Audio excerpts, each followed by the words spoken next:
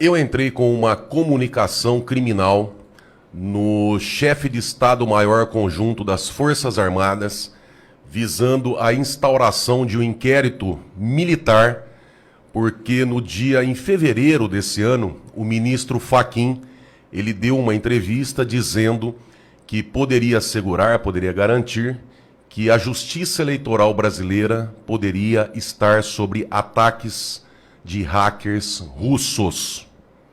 Essa é uma denúncia muito grave, vindo de um ministro do Supremo Tribunal Federal. Então era presidente do TSE. Há uma semana antes de assumir a presidência do TSE, e quando se tem ataques hackers russos, entendo que é uma ameaça à segurança externa do país, uma ameaça à soberania nacional.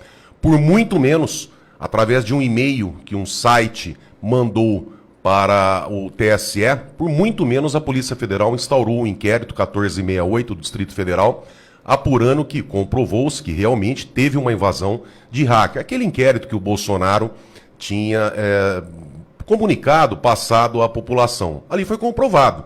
Tá? A extensão dos danos, a conclusão, ainda está sob sigilo, né? Porque a população não pode ter acesso. Porém, nós temos que contextualizar, porque parte desse consórcio, que são canalhas, eles estão manipulando a informação. Eles dizem que é golpismo, eles dizem que os golpistas que não aceitaram o resultado... Antidemocrático. Eles dizem que as Forças Armadas não apontaram nenhuma fraude. A gente tem que explicar isso aqui para a população, porque não é bem assim. Eu vou ler aqui parte final da conclusão do relatório das Forças Armadas, aonde diz, isso aqui está no relatório das Forças Armadas, tá? Em relação à abertura do código-fonte, o que os militares, eles apresentaram no relatório? Primeiro, foram autorizadas somente análises estáticas, inviabilizando a compreensão da sequência de execução de cada parte do sistema, bem como do funcionamento do sistema como um todo. 2. Não foi autorizado o acesso ao sistema de controle de versões do SEV, Sistema Eletrônico de Votação, não assegurando que a análise do código-fonte estava sendo realizada na última versão do software. 3. Não foi concedido acesso às bibliotecas de softwares desenvolvidas por terceiro. 4. As restrições às fiscalizações no ambiente da análise dificultaram a inspeção de um sistema complexo que possui mais de 17 milhões de linhas de código-fonte. Eles entraram numa sala com 17 milhões de linhas para analisar com papel e caneta. Em relação à cerimônia de assinatura digital e lacração dos sistemas, que os generais, os militares dizem, foi observado que os computadores utilizados no processo de compilação acessaram infraestrutura de rede e não foram informadas as estruturas acessadas ou suas localizações. 2. O processo de inspeção de código-fonte não contempla análise de seu histórico de modificações.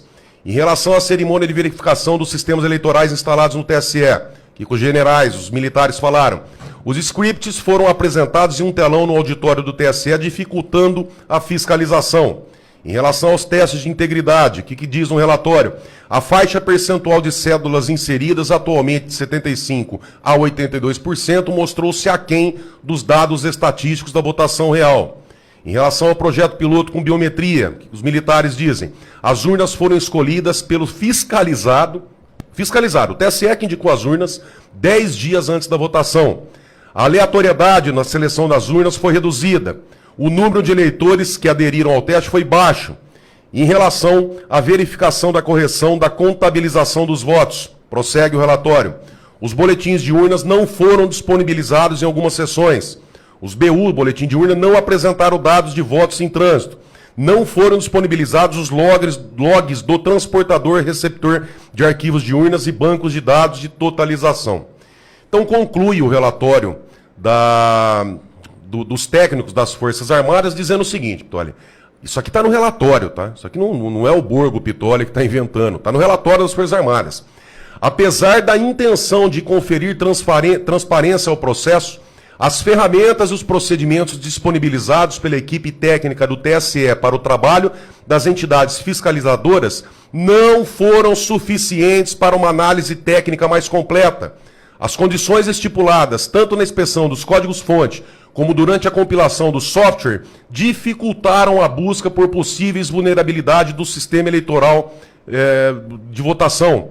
A análise estática de um código com mais de 17 milhões de linhas, aliada à falta de informação das condições de segurança da rede, usada para armazenar os repositórios das bibliotecas de compilação, limitou a abrangência e a eficácia do procedimento de fiscalização pela AFESEV, que são os técnicos.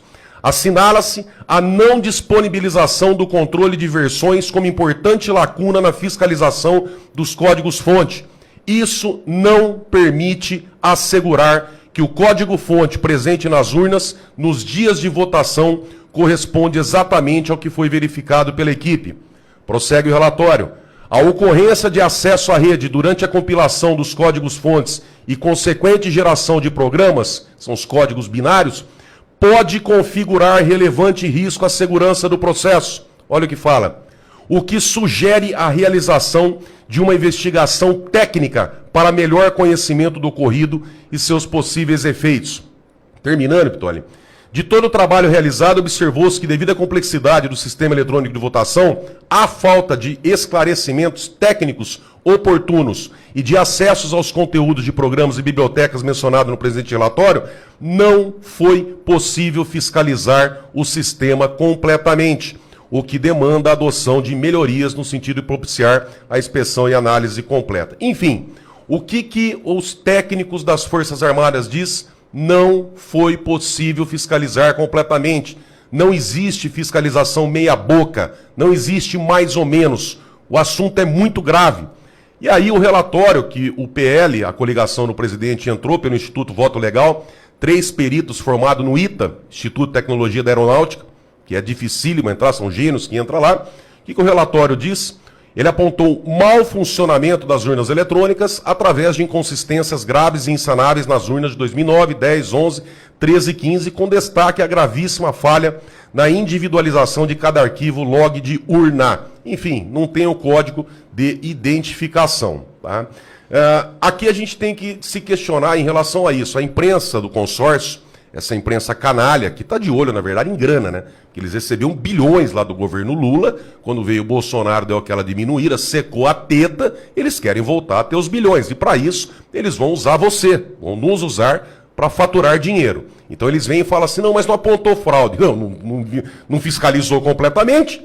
Aí a gente tem que se questionar o seguinte, diante disso que eu passei para vocês, que faz parte do relatório das Forças Armadas, a gente pode entender que foi negado ou que houve, no mínimo, restrição ao direito de fiscalizar? O relatório das Forças Armadas é claro que está tendo restrição, tá? Que diminuiu a fiscalização, que impediu o acesso a código-fonte, a log de urna, aos commits. Se a resposta, se a gente entender que sim, olha, houve uma restrição no direito de fiscalizar. Aí a gente vem aqui, eu preciso contextualizar, porque semana passada eu fiz um vídeo, aqui, nós gravamos aqui, esse vídeo viralizou, e o Estadão, né, que hoje acho que nem para limpar ali, nem para usar para sujeira de gato e cachorro, enfim, está servindo, foi lá, eles descontextualizam o fato, então por isso que a gente precisa trazer informação completa para quem está acompanhando, para entender. Houve uma restrição no direito de fiscalizar conforme as Forças Armadas? Entendo que sim. Se houve, o que fala o Código Eleitoral no artigo 221? É anulável a votação. Inciso 2º, quando for negado ou sofrer restrição ao direito de fiscalizar. Se tiver restrição conforme as Forças Armadas estão dizendo, é anulável a votação, a eleição. Aí o PL, a coligação do Bolsonaro, entra com uma representação com base naquele relatório do Instituto Voto Legal, que fala, artigo 51, as entidades fiscalizadoras poderão solicitar verificação extraordinária após o pleito, desde que sejam relatados fatos e apresentados indícios e circunstâncias que justifiquem. Tá? Eles entram, a coligação do presidente, com uma representação eleitoral. Faz a distribuição para a ministra Carmen Lúcia.